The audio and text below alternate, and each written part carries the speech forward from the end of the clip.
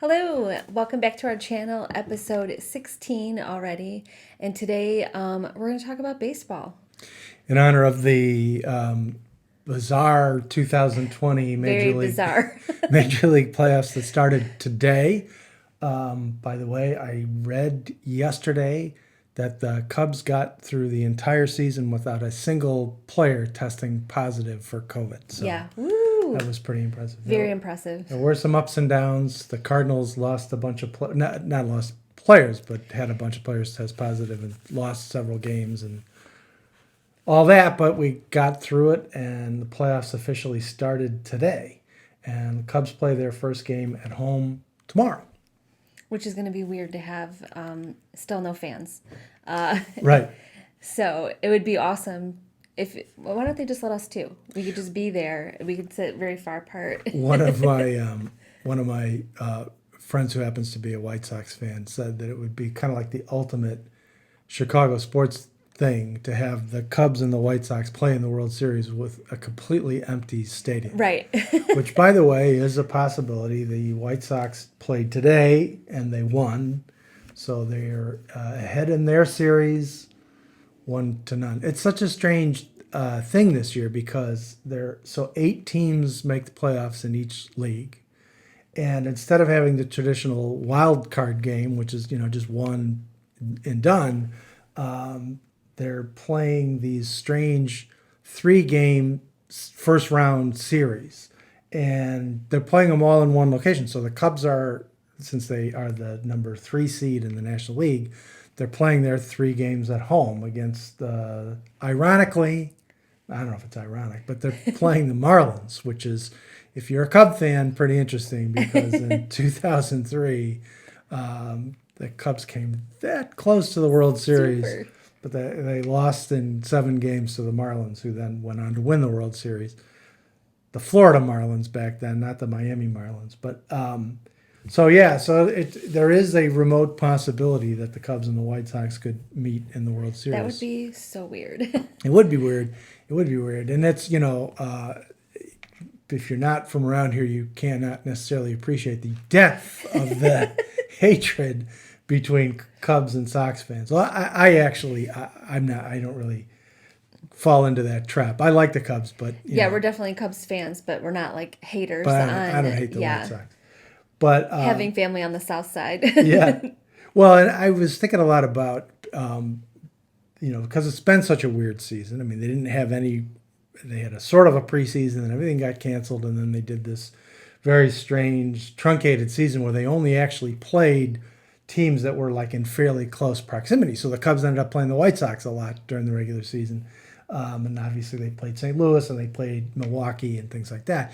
But, they didn't travel. They didn't go out. They didn't travel much. They didn't go out east. They didn't go out west. Right. They pretty much stayed close to home. So it's been a weird season. And now who knows what's going to happen, because I think everybody assumes the Dodgers are the best team in the National League, but they haven't had to play anybody outside of their area. The Cubs haven't played anybody outside of ours, so it's going to be weird to see what happens. Yeah, I mean, it would be nice who knows if the White Sox and the Cubs play together, but it would definitely be a huge event virtually, since it can't be in person. Right. To see how that would play out. And as a lawyer friend of mine used to like to point out all the time, it's only happened once before, and of course the White Sox won. I think that was 1907. I was just going to say like that must have been a long time ago. Yeah, well, because they used to both be sort of dominant teams. The funny thing about the Cubs-White Sox rivalry is, first of all, in my family, there was no clear favorite early on. My 2 oldest brothers swear that my father was a White Sox fan, but he never really, played favorites, at least when I was growing up. And back then, the rivalry wasn't what it is now. Now there's like this intense hatred. But in those days, it wasn't a big deal either way. Neither team was any good, Yeah. right? I mean, the Cubs were good in 1969, and then they collapsed, and the Mets ended up, going to the World Series. Did you go to a Sox game with your dad? The very first baseball game I ever went to was at Comiskey Park, the old Comiskey Park. God only knows. Call it Comiskey Park. Yeah, God only knows what they call whatever it is now. They changed the name. It was I the think new it changed Comiskey Park for yeah, a and then while. it changed again. I Right. thought. Then it was U.S. Cellular Field. Now it's guaranteed rate. I don't know. Yeah, Whatever. it's Comiskey Park. It's not Wrigley Field. But that was the first game because in the old days, in the early 1970s, well, it probably went on for a while, but the White Sox would give away tickets to elementary school students who had either straight A's or perfect attendance. And one of my sisters had one or the other of those. I don't offhand recall which one it was. And so she got tickets to a White Sox game, and my dad took us, and that was great. But much to my older brother's dismay, the only time that my dad and all my brothers went to a game was at Wrigley Field. And it was phenomenal. It was the last game of the season in 1989, last home game. I went to 2 out of 3 of those games. I went to the Friday game with my friends Joel and John, who are always troublemakers, and then the Sunday game, the last home game of the season, with all my brothers and my dad. And it was amazing because the Cubs had not yet clinched the division, but it was obvious they were going to. But it was really cool because it was it was the last game of the season. I do remember though when you used to go to the Cubs home opener with your firm. My old law firm, we always used to do that, and invariably it would be like 35 degrees, Yeah. So cold, Right. Never a nice day. That's exactly rainy. right. The coldest day of the year is The day that the day of the Cubs home opener. There's nothing like we should have done like a little just to look it up to see what it was. Sitting in Wrigley Field with a 40-mile-an-hour wind coming off the Feet freezing. Yeah, coming off the lake, snow flurries usually. This is so great. And the tradition in my old law firm was the newest person had to go to there's a hot dog stand called the Sports Corner. It's another Chicago food thing. You have to understand what a big deal hot dogs are in Chicago. But the newest person in the firm had to go to the Sports Corner and get hot dogs for everybody and then bring them into the stadium and meet the rest of the people. And I, unfortunately, was the newest person. On all of them? No. They assemble them. And they do it the Chicago The right way. way. Right, with the sport peppers and the wedges of tomato and The relish. Yeah, that neon green relish, and they put mustard on it and onions and all. But so I had to do that a couple of years, and then then new people came in. But yeah, we went every single year, and it was miserably cold. But and they were and the years that we went, they were never really any good because I started working at that firm in '93. So there was a lull. They had been good, and they finally made it to the playoffs in '84. They won again in '89. I guess they won again in '98. So I was still at the firm at that point. But it wasn't really until the 2000s where things kind of took off. But I was, we were not, necessarily loyal to one or the other in my family growing up. I became a Cub fan. This is kind of a strange thing, but I became a Cub fan because there was a legendary newspaper columnist for the Chicago Daily News and briefly for the Chicago Sun-Times and then the Chicago Tribune. Mike Royko was the biggest Cub fan in the world. And he wrote political columns and he wrote about, the social issues of the day, but he was a huge Cub fan. And the way he wrote about the Cubs, I was probably in junior high when I started reading his column on a regular basis. And just the way he, because they were pathetic. This was the late 70s. They hadn't won anything since 1908. They hadn't been to the World Series since, I think, 1945 or something like that. And, of course, they lost. And, they had been terrible for so long.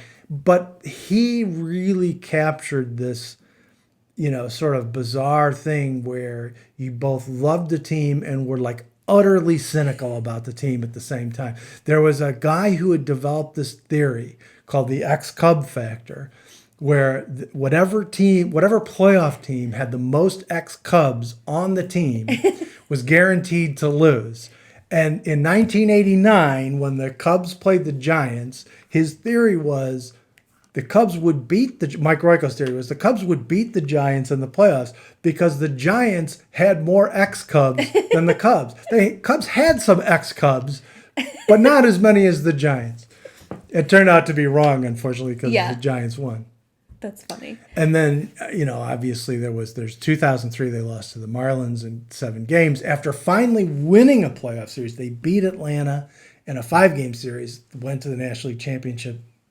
Actually were up 3 games to 2. I think it was 3 games to 2.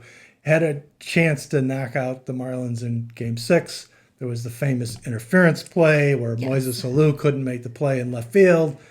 And the Marlins came back to win that, and then the Cubs. They still had the last. Wait, was that where the kid tried to catch the? Well, yeah, I don't want to say his name No, I because that didn't. poor guy got I death know. threats and all this stuff. But in any event, That's what you're talking about. Moises Alou couldn't make the play for whatever reason, For various reasons. for various reasons, and the Marlins came back and won that game, forced Game 7, and ultimately won on, and then won the World Series. And the worst thing about that was that that was a year that the Yankees won the American League, but they were a beatable team. They was not like that sort of dominant Yankees team that if they go to the World Series, they're going to win. So there was a realistic chance of the Cubs actually winning the World Series. And when they lost, I think that was like when I finally just came to realize it would never happen in my life. Never. Yeah. I mean, we both thought that growing up and even into adulthood, like they'll maybe get close, but they're never going to win. And then 13 years later came along. And that series was completely insane because you had 2 teams that hadn't won the World Series in ages. Obviously, it wasn't quite as bad for Cleveland. Yeah. Cleveland had a 3-1 lead going into, Game 5, obviously. Cubs won 3 straight. And Game 7, of course, was probably the most dramatic thing I've ever seen in sports. Maybe the time that the Blackhawks beat the Bruins in triple overtime to win the Stanley Cup. That's the thing. It's like because we were spoiled because you have the Bears won the Super Bowl, the Bulls won so many things.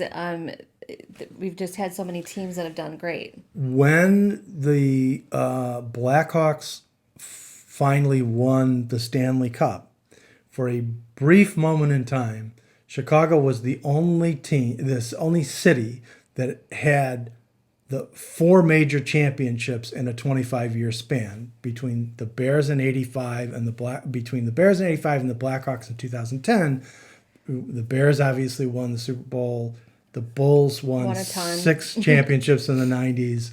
The White Sox had won the World Series in 2005, and right. then when the Blackhawks won the Stanley Cup champion, we could, for one brief moment, say that we were the only city in America with 4 major championships in the last 25 years.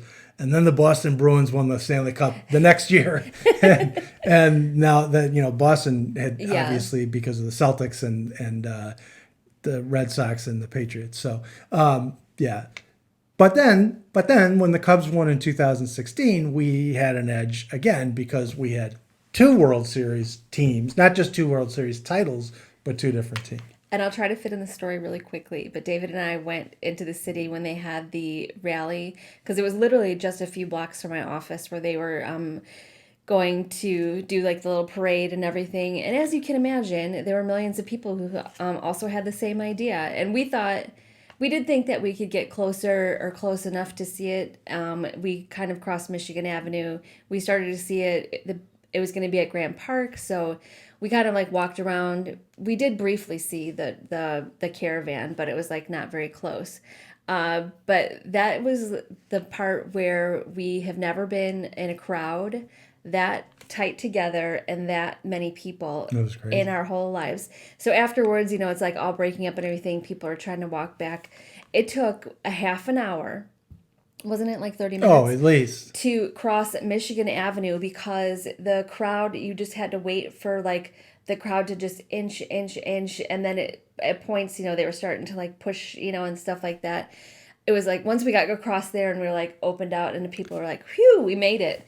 But we definitely wouldn't have missed it. And we're glad we had the experience. But yeah, that was too many people. Supposedly 5 million people showed up. I don't know how they would ever be able to prove that. But that was the estimated crowd size was 5 million. But you couldn't not go because, we were right there. So we just figured we had to do that. But let us know what kind of fan you are. If you're into baseball, just let us know. And we'll see you guys next time. Bye. Bye.